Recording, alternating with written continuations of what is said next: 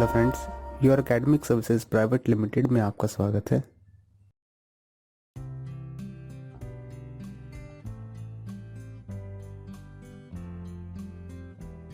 Hello दोस्तों, आज हम बात करने जा रहे हैं यूज़ ऑफ इट की।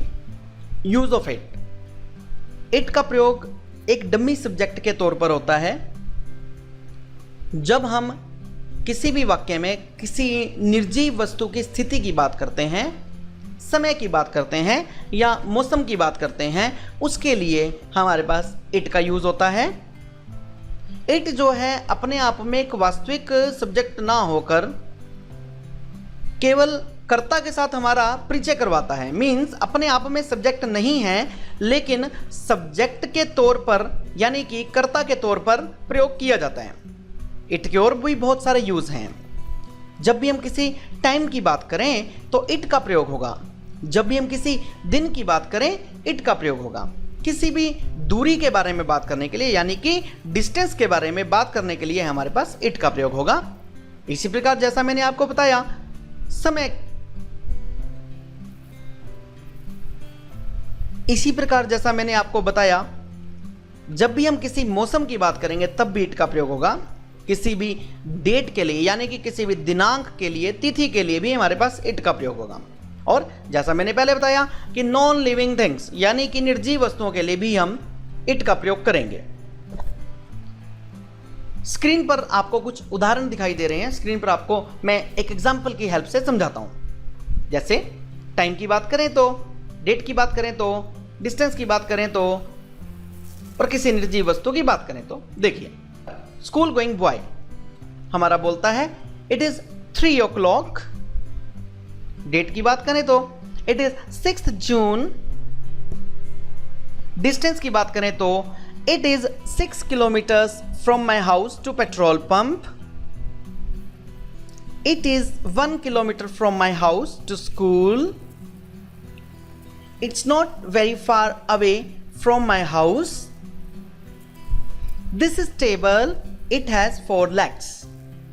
अगर हम किसी भी वेदर की बात करें यानी कि मौसम की बात करें तो इट इज रेनी डे, या फिर किसी नेचुरल ऑब्जेक्ट की बात करें जैसे इट इज रेनिंग नाउ यानी कि अभी वर्षा हो रही है, it is sunny day, it is snowing, it is cloudy.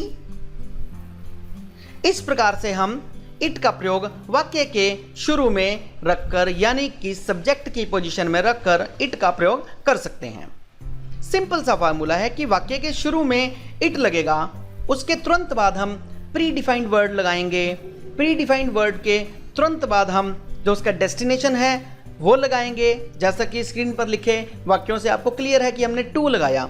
इसके बाद हम रेस्ट ऑफ द सेंटेंस यानी कि जो हमारा बचा हुआ वाक्य है वो लगाएंगे। इस उदाहरण से आपको क्लियर करता हूं। जैसे it is easy to play cricket, it is difficult to give exam, it's possible to get government job, it's impossible to work in office, it's nice to meet you, it's wonderful to get first prize, it's safe to travel in train।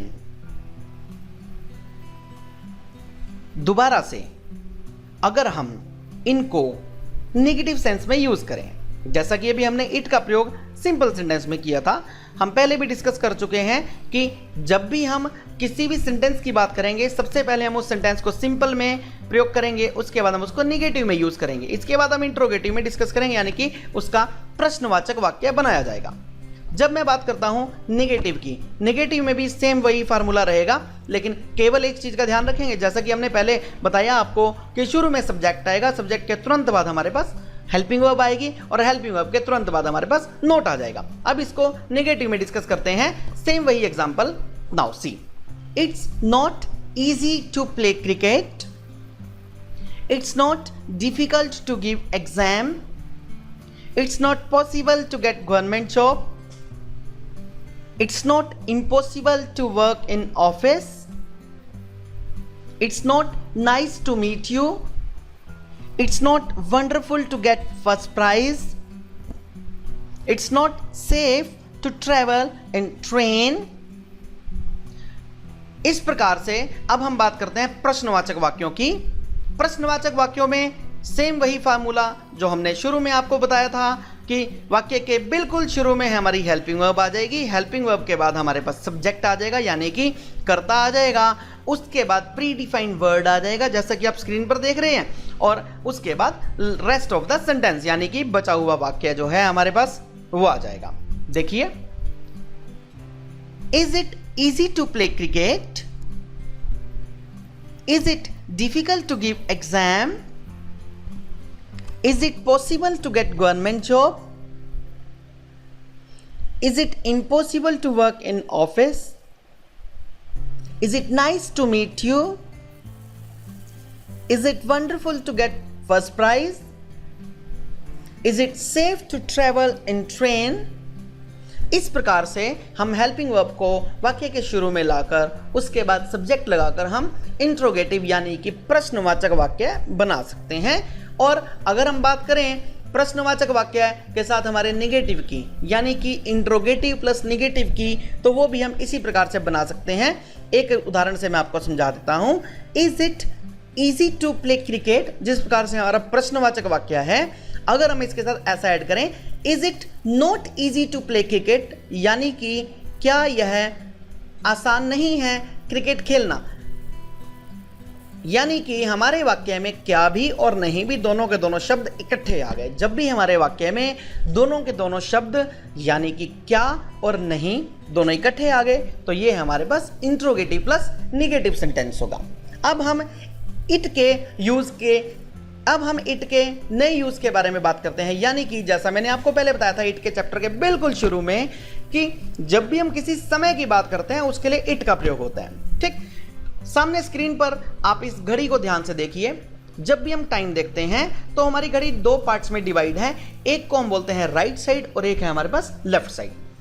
Time देखने के लिए एक बात का ध्यान रखिए, जिस प्रकार से हम हिंदी में टाइम देखते हैं लगभग उसी प्रकार से इंग्लिश में टाइम देखा जाता है।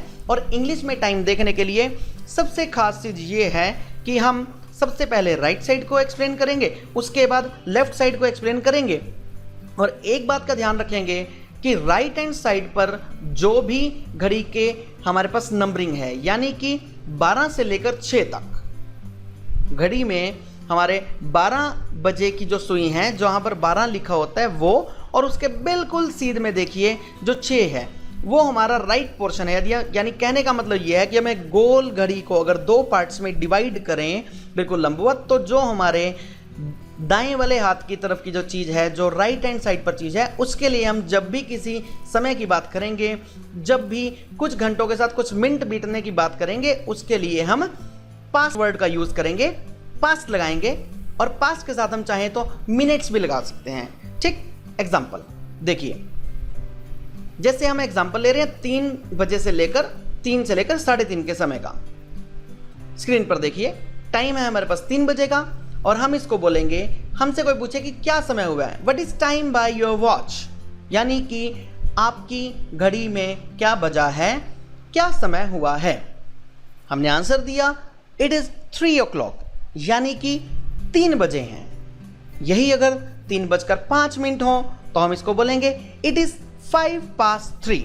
इसमें मैं आपको एक चीज और बताना चाहूंगा कि हम यहां पर अगर इसको ऐसा बोले इट इज 3:05 यानी कि 3:05 हुए हैं, चाहे तो हम इट इज 3:05 का प्रयोग करें या फिर हम ऐसा भी बोल सकते हैं इट इज 5 minutes past 3 यानी कि 3:05 हुए हैं।